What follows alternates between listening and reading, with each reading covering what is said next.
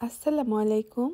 আমি সবসময়ই মনে করি সকালবেলা আপনাদের দিনটা হ্যাপি হরমোন নিঃসৃত হওয়া এরকম কোনো অ্যাক্টিভিটিস করে শুরু করা উচিত। কারণ সকালবেলা মোস্টলি আমাদের ডোপামিন, সেরোটোনিন এগুলো নিঃসৃত হয়। যদি আমরা একটু এক্সারসাইজ করি, একটু মেডিটেশন করি, তাহলে দেখা যায় যে এই হরমোনগুলো অনেক বেশি নিঃসৃত হয়। আমাদের দিনের একটা সুন্দর প্ল্যানিং করা যায়। সো সকালে ঘুম থেকে উঠে 10-20 মিনিট যদি নিজের জন্য রাখা যায়, তাহলে দেখা যায় যে সারাটা দিন অনেক সুন্দর কাটে, ভালো কাটে এবং সারাটা দিনের কী কী প্ল্যান করলাম আমরা সেটাও খুব সুন্দরভাবে এক্সিকিউট করা যায়। তো ঘুম থেকে আমার ঘুম ভাঙে সকালে কফি খাওয়া দিয়ে। মোস্টলি যদি আমরা সকালে ঘুম থেকে উঠে ফজরের সময় উঠে নামাজ পড়ি এবং নামাজ পড়ার পরে ওই সময় থেকে যদি আমরা দিনটা শুরু করি, আসলে সেই দিনটা একটা অমায়িক অসম্ভব সুন্দর দিন হবে। কিন্তু আসলে এক্সকিউজের কিছু নাই। আমার বাচ্চার জন্য দেখা যায় যে আমার একটু লেট হয়ে যায় ঘুম থেকে উঠতে, সকালের নামাজটা সবসময় মিস হয়ে যায়।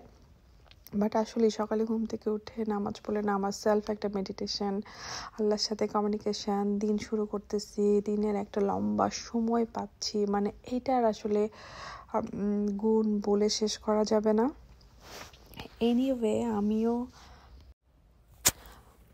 আমার আসলে প্রতিদিন যে রান্না করতে হয় এরকম না, বাট আমি যেহেতু বাসায় আরহামকে লুক আফটার করি, সো রান্না আমার জন্য একটা থেরাপির মতো। ভাল লাগে আমার রান্না করতে।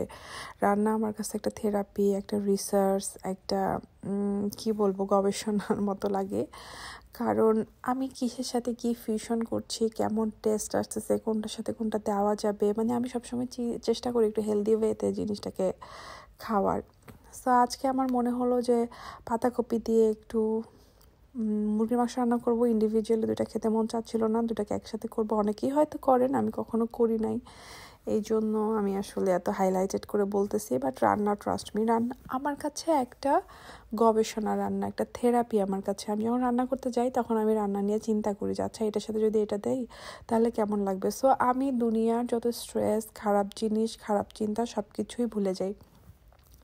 এই যে একটু ঘিও বানিয়ে নিলাম। আমার বাসায় সবসময়ই আমি আমার হাতে বানানো ঘিটা খাই, খুবই খুবই মজা। বাংলাদেশের গাওয়া ঘি যেরকম হয় না, গন্ধ সর তুলে তুলে করে, একদমই ওরকম হয়। মানে একদম হুবহুব বলবো না, বাট এইটা আসলে চলে, খুব ভালো মতোই চলে।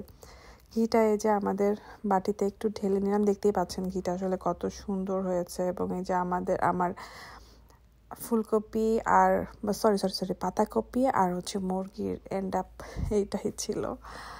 এরপরে সারাদিন আসলে নিজেকে দেওয়ার মতো সময় যে খুব একটা হয় তা না।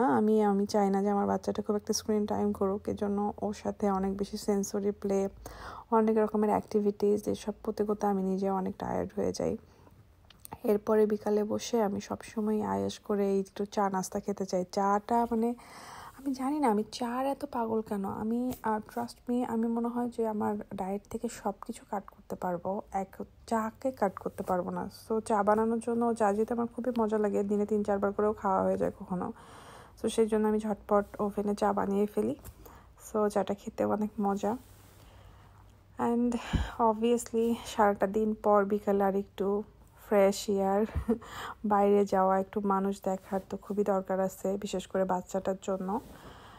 এখন আমি সবসময় বাচ্চাদেরকে আউটডোর প্লেতে এনকারেজ করি। আমি যত পড়াশোনা করেছি বাচ্চাদের অ্যাক্টিভিটিস নিয়ে বা রিসার্চ করেছি, সবসময় দেখেছি যে বাচ্চাদের জন্য সুষম খাবারটা যেরকম খুবই গুরুত্বপূর্ণ, সো বাচ্চাদের জন্য বাইরে অ্যাক্টিভিটিস, খেলাধুলা, সোশ্যালাইজেশনটা ওরকমই গুরুত্বপূর্ণ।